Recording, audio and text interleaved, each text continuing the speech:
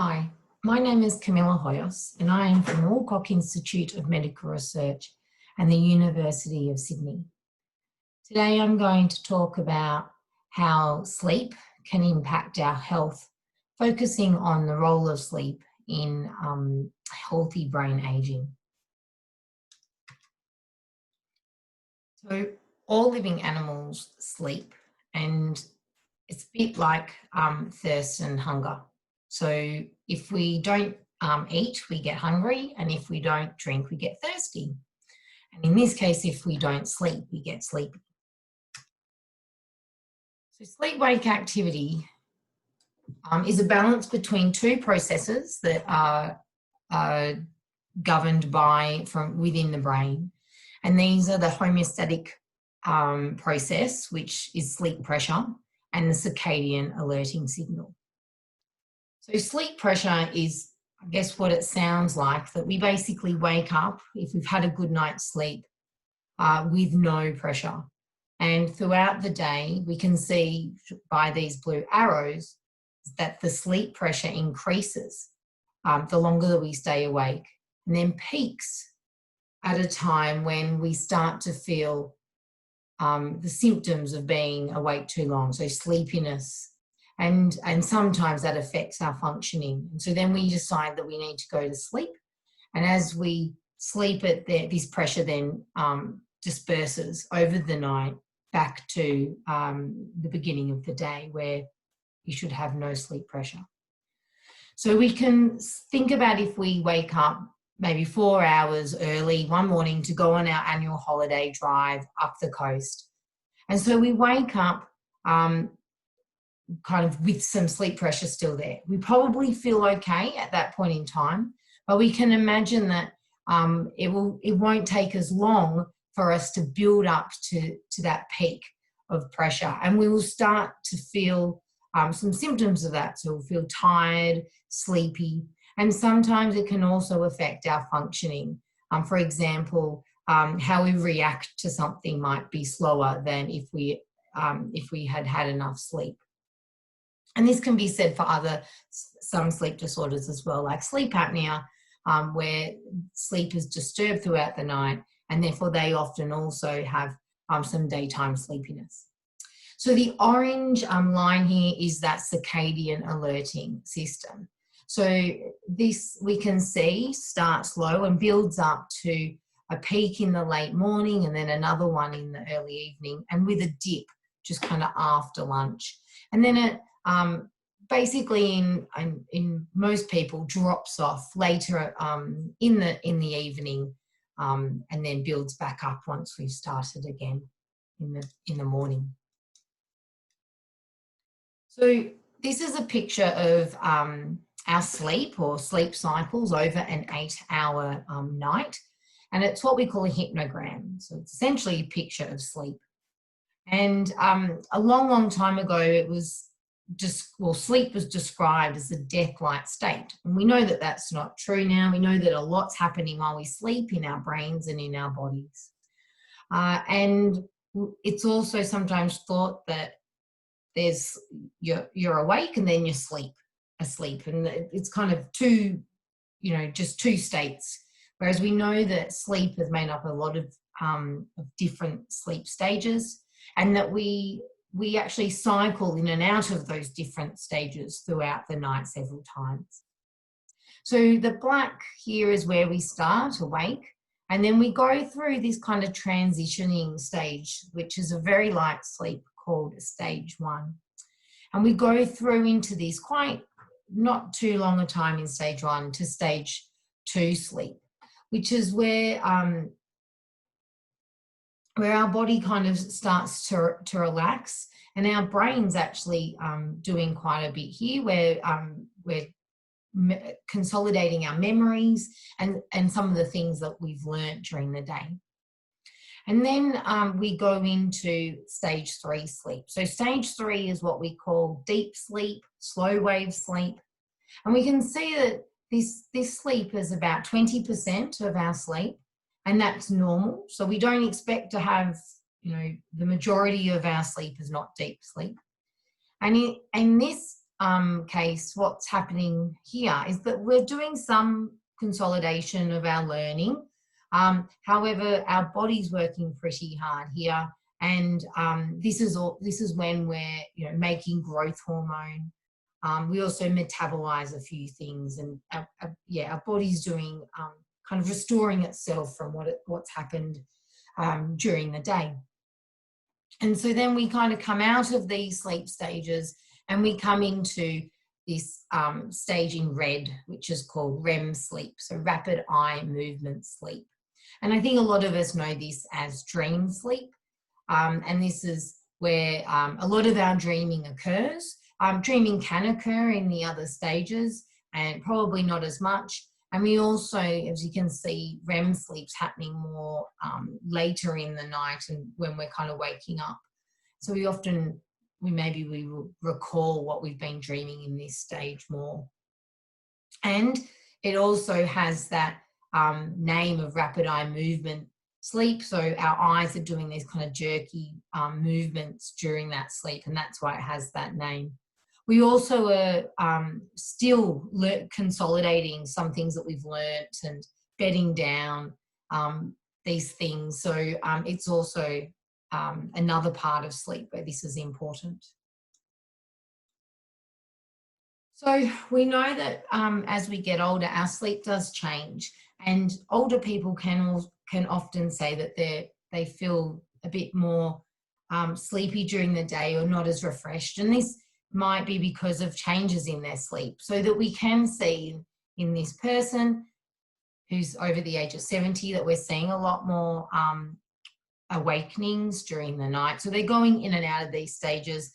There's less REM sleep, there's less stage 3, and there's a lot more of the lighter stages of sleep in stage 1 and stage 2. But this is a normal part of aging. So what we have here are the sleep lab at the Woolcock, and this is what happens when we set up people for a sleep study. So we do have usually have 6 to 8 electrodes on the head, which is going to look at those brain waves, and there are lots of different brain waves that occur in different stages of sleep. And when we're scoring the sleep studies to make that pattern, like the hypnogram, we can use these type of brain waves to help us determine which type of sleep someone is in. And so we also, as you can see, measure other things. So these leads on the face are looking at eye movements, and this can again tell us when that rapid eye movement is happening. But also in stage 1, if you think of it, it's a transitioning sleep. That's when you're going off to sleep. You can often see big rolling movements of eyes there. And then this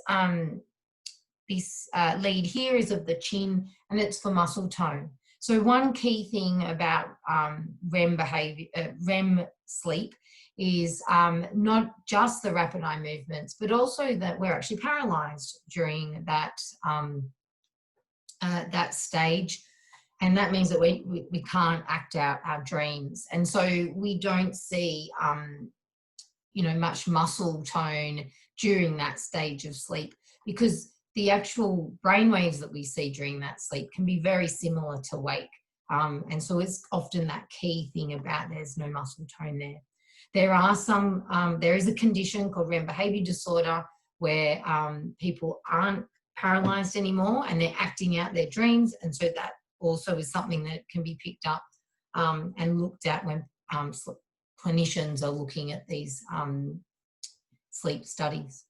So then we're also looking at breathing here with these bands, and that's about sleep apnea. And then as she's lying down, we can see that we can look at the flow going in and out of the nose. We also listen out for snoring and record that. And we also have here on her finger is measuring oxygen desaturation. And again, with sleep apnea, they stop breathing. And if they stop breathing completely for a little time, they can have little drops in oxygen. And this can kind of tell us how severe someone's conditions are. Also, we measure movements in the legs, and that gives us some ideas of other sleep disorders, including restless leg syndrome. So a sleep study, we can look at a whole lot of things that are going on. And so this is my colleague, Kerry Mellahan, who's been at the RPA Sleep Lab for a very long time. And this was the kind of, original or the sleep study machine that they were still using in 1997. And you can see here that there are like these needles in the machine there, and it's being through a wall, but they're being able to read the signals from that person who's in another room doing the sleep study. And these, I guess, squiggly lines here are all the different brain waves and heart waves and all those things that are coming from all those different electrodes.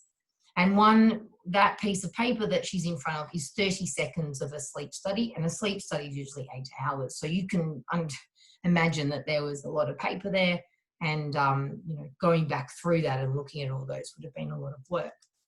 Nowadays, it's all done on computers, and we have this is 30 seconds of the sleep study in front of the technician here. And we also use video a lot in terms of looking at some people and how they sleep and what they do and when they do. So if they're doing some movements, is it during REM sleep? So are they acting out those dreams, or is it something else that's happening in non-REM sleep, which might be to do with things like night terrors or sleepwalking or sleep talking? Again, just helps with the diagnosis of some conditions. And then moving into the future, this is very research-based now, but what we have is a system where instead of having those 6 or those 8 leads on top of their head, we have 256. And here we have this lady, and she has cognitive impairment, and she's having an HD, so a high-density sleep study. And it gives us, you can probably see here on the screen, like a topographical map, and it can tell us a little bit more about all those different brain waves that we know are associated with memory consolidation and learning, and how they might be different and affected by people as they age and with cognitive impairment and so on. So this moves us into understanding if better sleep can reduce dementia risk. So there's been a lot of work in the last 10 years about understanding if sleep disorders or sleep itself might be a risk factor for dementia. And my research is about finding people who have cognitive impairment and a sleep disorder, so for example, sleep apnea, and then treating that sleep apnea and seeing if we can improve their cognition and also prevent further cognitive decline in the future. And so why would we be interested in sleep or a sleep disorder and its links to dementia? Why would we think there would be a link there? Well, that's because, as we've just talked about, during sleep, our body and our brains particularly are working a lot. And there's a lot of things that happen within our brain during sleep. So biological functions include the clearance of toxins and wastes that have been building up over the day. And we now know that this occurs during that slow wave sleep. And it's also been suggested from animal research that some of these toxins might be those that are involved in the development of Alzheimer's disease. So we also know that we consolidate our memory during sleep, which is the hallmark of Alzheimer's disease, but also other aspects of learning and cognition. And sleep also supports the making of new brain cells. So we also know at the other end of the spectrum is once someone has dementia, they do have impaired sleep quality. They can awaken more. They can also have altered times of when they're kind of going to sleep. They often go to sleep a lot earlier, which means they're waking up a lot earlier. And these sleep impairments actually predict their future and worse cognitive outcomes. So then also, as we've talked about sleep apnea, this is a condition where people are looking at if if it's a risk factor for cognitive decline and dementia. And because of some, it provides fragmented sleep, which will then affect these biological functions, and also those reductions in blood oxygen. So this is a pretty picture of what I call the cleaning crew that come in at slow wave sleep and clear those toxins.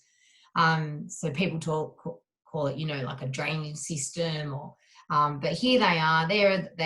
These toxins and waste have built up during the day. That's just a normal thing, and they're coming in this time of sleep. And so if our sleep is disturbed, particularly that slow wave sleep, then there is a chance that those things may build up over time. Okay, so tips for healthy sleep. If people do feel that their sleep may not be optimal for them, then this is kind of a pretty easy checklist just to see that you're kind of following all of these things. And if there's something, this is all behavioural stuff that's kind of easy to try and implement and see if it helps. But of course, if you have any concerns at any time, always go and see your local doctor. So follow a regular sleep schedule. That circadian alerting signal is pretty strong, so we try and follow that. And if we're not moving around our wake time and our sleep time, and following a regular sleep schedule, then that usually is going to help us sleep a bit better. Developing a bedtime routine. This is just kind of one of those kind of wind down things. I'm certainly one that kind of sometimes lies there wondering and worrying about how much I have to do the next day. So I now write a list and get that out of my mind. But also with that bedroom routine, trying not to use your television or your computer or things too close to bedtime. So the light from those can kind of stop the natural processes that are helping us go to sleep, but they can also be quite alerting, and we don't want to be too stimulated. We want to be relaxed, and so we can go to sleep. Keeping physically active is great, but we want to do that kind of in the middle of the day, and not too close to bedtime, again, because it can make us stimulated and harder to fall asleep. And we also want to keep mentally active. And with the physically active and the mentally active, both of those are also really important in healthy brain aging as well. So, it's good for sleep, it's good for healthy brain aging, it's good for everything. So using naps wisely, it's good to remember that the amount of time that you might have a nap, it kind of counts to that nighttime sleep. So if you say, oh yeah, I need to sleep 7 to 8 hours, if you have a very long sleep, it is counting to that overnight. And sometimes it's a bit harder to then get that amount of sleep, particularly when you want it. If we think about that sleep pressure diagram, if you've gone for a nap and slept for 3 hours, you possibly have now pushed back that sleep pressure enough that when you get to the time when you'd normally be ready for sleep and that pressure will be at its peak, it might not be there. And so then you're kind of awake and waiting for yourself to hit the peak. So then also listen out for snoring and sleep apnea. If you have any concerns, that would be when you would go to your local doctor. Also beware of medications and caffeine and alcohol. Some medications do affect sleep. This is something to talk to your doctor about. And we know that, caffeine, does affect sleep, but can affect some people more than others. And alcohol also affects sleep. And so we always say to try and drink in moderation. Keep your bedroom at a comfortable temperature. So one of kind of the key things that happens to us as we're getting ready for sleep, kind of internal physiological markers for sleep, is that we get this big drop in body temperature. So we don't want rooms or anything to be too hot, but we also don't want them to be too cold, because then you might be shivering and wake up in the middle of the night and it's still not comfortable. So we try and keep it at a comfortable temperature. And then we also suggest, you know, avoid eating large meals close to bedtime. And that's, again, because of comfort and digestion and all those things. So this is the sleep team at the Woolcock Institute of Medical Research at Glebe. So thank you so much for listening to me today, and thank you for being involved in the Sydney Science Festival. Thank you very much.